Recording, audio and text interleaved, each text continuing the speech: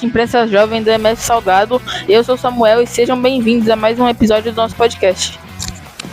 Eu sou a Suri e hoje o assunto é muito importante. Vamos falar sobre educação financeira. Eu sou o Guilherme e para esse podcast temos aqui um convidado super especial, o influenciador e empreendedor David Barros. Estou bem animado de conversar com vocês hoje e espero poder contribuir aí com algumas coisinhas sobre a minha história e sobre educação financeira com vocês. David, quando você decidiu entrar no mundo da educação financeira? Quando eu tinha 13 anos de idade, sabe qual era o meu sonho? Eu queria jogar bola. Eu achei que eu seria jogador de futebol. Assim como vocês, eu estudei minha vida toda em escola pública. E aí, com 13 anos de idade, eu conheci o mercado financeiro através do meu irmão. O meu irmão não trabalha com isso, ele não é bancário, não é economista. Meu irmão, ele faz efeitos visuais, ele é artista 3D. Então não tem nada a ver com o mercado financeiro, com dinheiro. Mas ele começou a trabalhar muito cedo. E aí ele ouviu sobre dinheiro no trabalho dele. E ele me contou isso. E eu tinha 13 anos. Aí o que eu pensei? Eu falei, vou ficar rico. Aí eu fui estudar esse negócio. Aí a primeira coisa que eu aprendi é que para ficar rico ia levar 30 anos. Mas que era importante, que dava para chegar lá, para realizar os nossos sonhos. Aí eu comecei a gravar vídeo, fazer projeto na escola, assim como vocês. Então eu era a pessoa que falava no microfone, eu era a pessoa que gravava, eu tinha os meus amigos que a gente era do Grêmio Estudantil. E eu comecei a fazer várias coisas.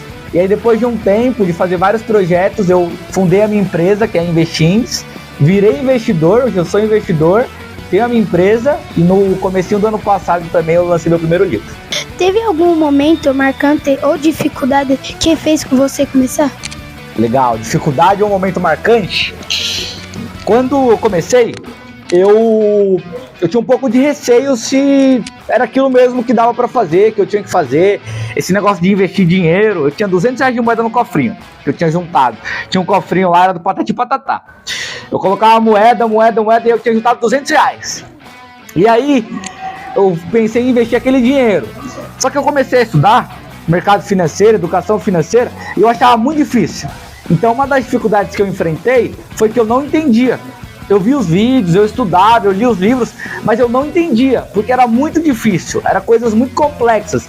Então eu não sabia o que era inflação, eu não sabia o que era um orçamento, eu tinha muita dificuldade em aprender. Só que eu assisti tanto vídeo, eu li tanto, que uma hora eu comecei a aprender. E aí quando eu comecei a aprender, eu peguei os R$200 que eu tinha no cofrinho, fui no mercado, dei a moeda, aí a pessoa me deu o dinheiro em espécie.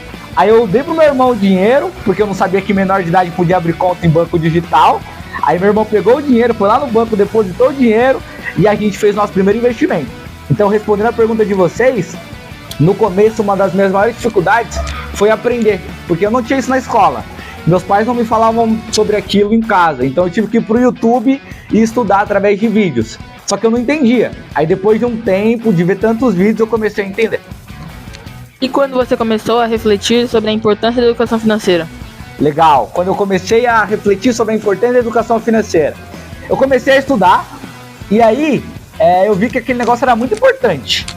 E aí eu comecei a investir e tal, e eu comecei a fazer projetos. E eu virei aquele garoto chato na roda de amigos que só falava sobre isso. Sabe aquele seu amigo que só fala sobre um assunto? Seja futebol, dinheiro ou qualquer outro assunto. Eu virei o garoto chato que só falava sobre dinheiro. Então eu ia pra escola, eu comecei a falar de dinheiro. Aí eu montei um grupo com meus professores. Eu uni 7 professores. Aí de segunda a sexta, os meus professores me ensinavam matemática. E de sábado e domingo eu ensinava eles a investir. Aí quando eu parei para pensar e refletir, eu falei, poxa, meus professores, eles estudaram tanto, mas eles não sabem sobre educação financeira. Meus amigos também não sabem. Mais pessoas também não devem saber. Aí eu comecei a ver a importância da educação financeira. Aí eu fui olhar os dados, aí eu vi que era um problema do nosso país. Aí eu comecei a fazer mais projetos. Quando você começou os projetos financeiros voltados para as crianças? Foi depois de uns 3 anos, eu fundei a Investins. E aí eu comecei a fazer post no Instagram.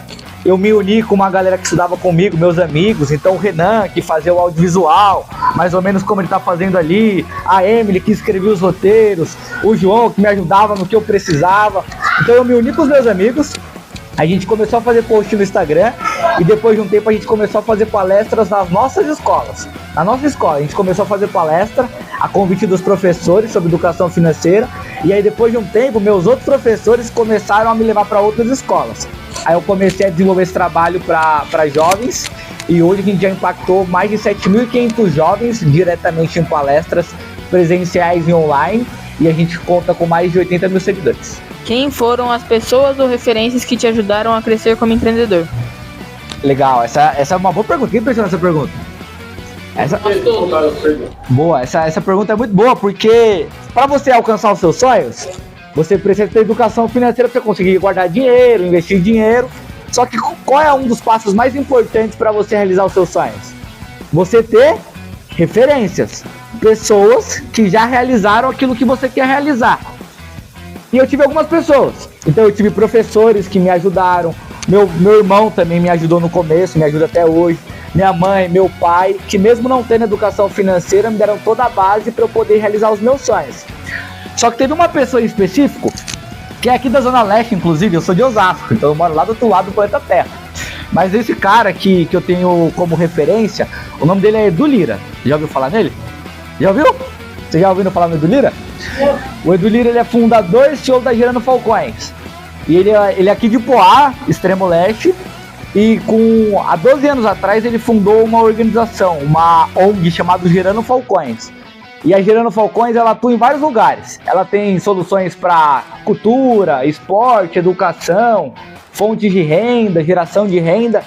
E quando eu conheci a história do Edu Lira, eu falei, poxa, se o Edu Lira saiu de um lugar parecido que o meu, e ele chegou nas melhores universidades do mundo, ele capta dinheiro dos maiores empresários do mundo, talvez eu consiga também.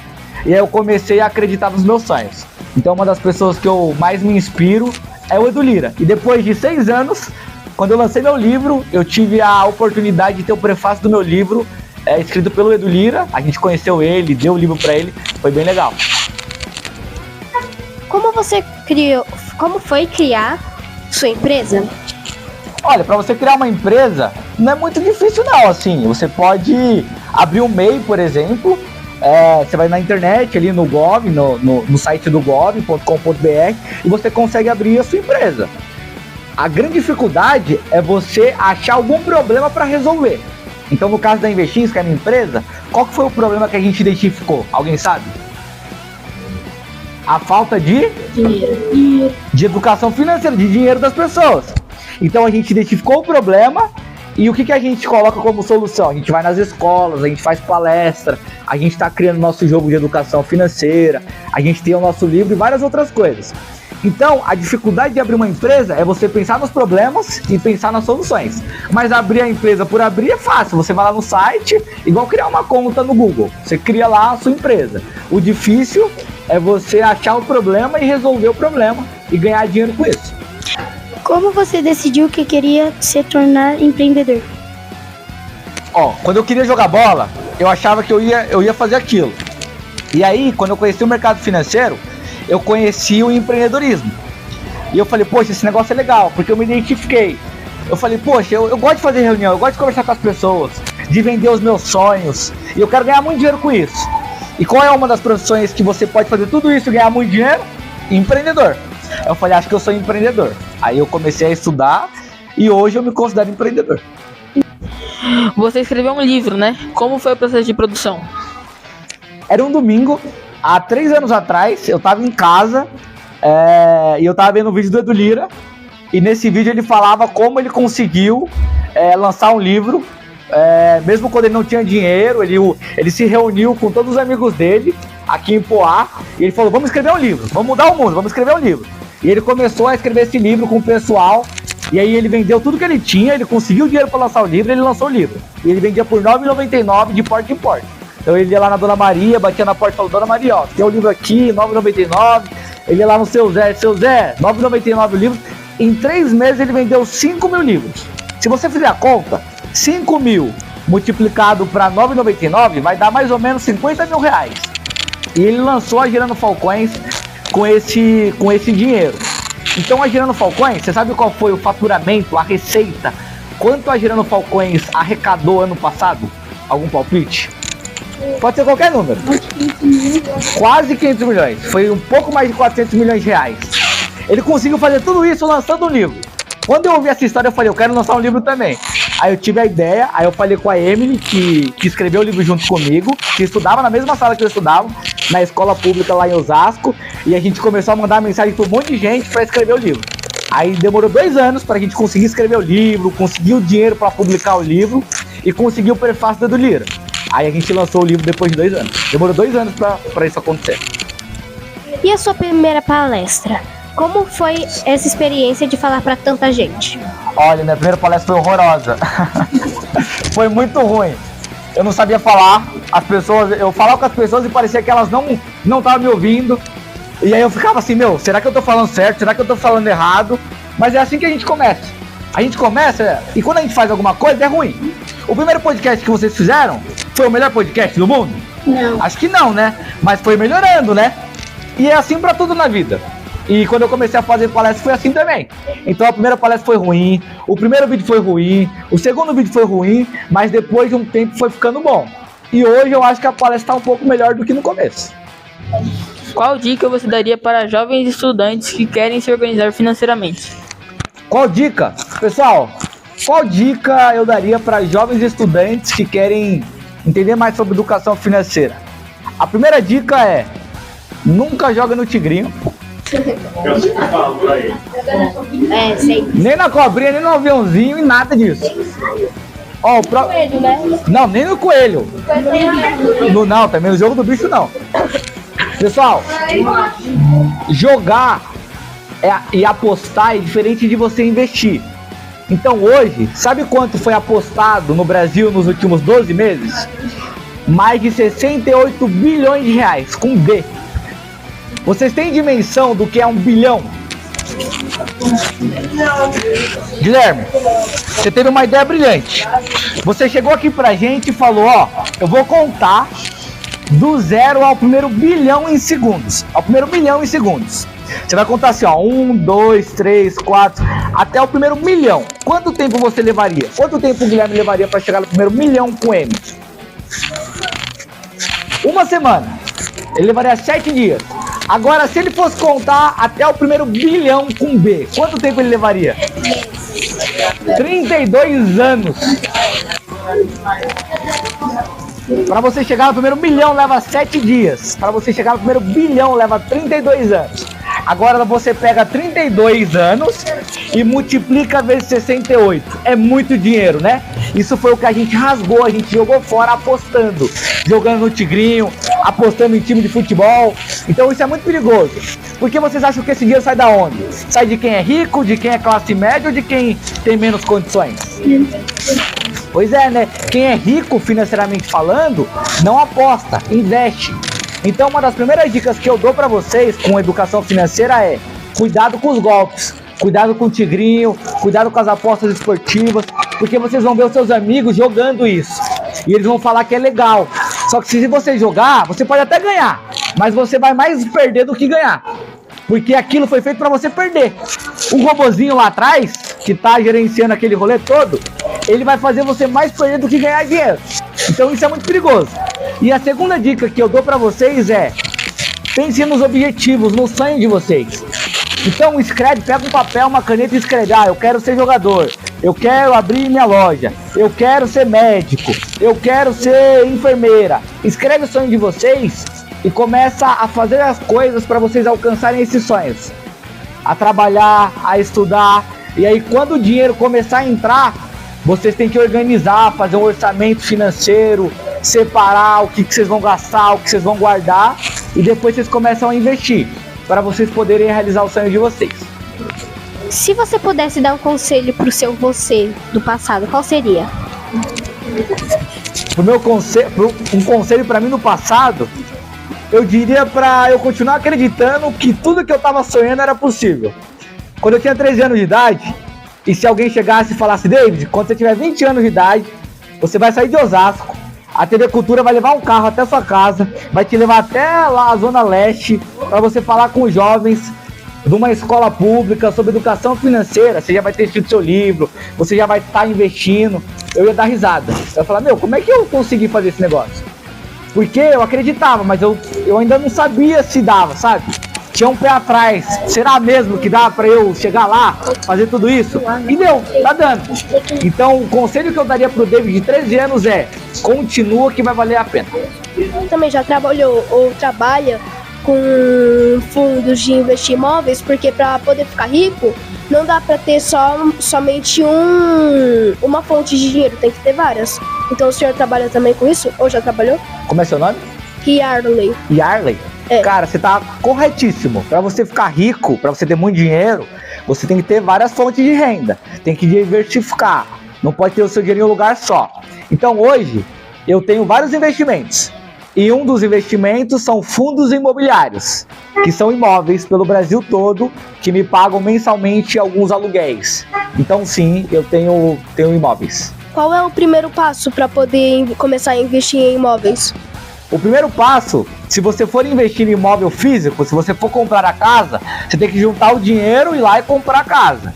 Mas se para você investir em fundos imobiliários, você tem que abrir conta em banco ou em corretora de valores. Aí você vai criar a sua conta. Se você for menor de idade, os seus pais vão ter que aprovar, assinar te liberando para fazer isso. E aí você vai acessar um negócio chamado Bolsa de Valores. Aí lá com R$100 você consegue começar a investir em imóveis. Claro, R$100 vai te fazer rico? Não. Não, né? Tá longe. Mas você começa com 100, depois com 200, 300. Aí você vai indo assim, aí você começa a trabalhar, consegue mais dinheiro.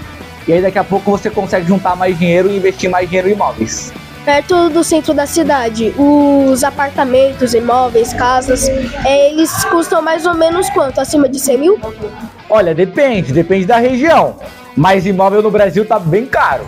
Então a gente tá falando que no centro das cidades, os imóveis devem custar mais do que R$1 milhão, dependendo do centro. Se for numa cidade mais interior, é mais barato. Obrigado. Qual é o maior mito sobre o dinheiro que você acha que precisa ser quebrado? O maior mito sobre dinheiro que você acha que a gente acha que precisa ser quebrado, a gente sempre pensa, Guilherme, que se a gente ganhar mais dinheiro, a gente vai conseguir juntar. Então a gente sempre pensa que o problema está em ganhar mais dinheiro. Só que na verdade, se você não souber lidar com pouco dinheiro, você nunca vai saber lidar com muito dinheiro. Então isso é um dos maiores problemas que eu vejo.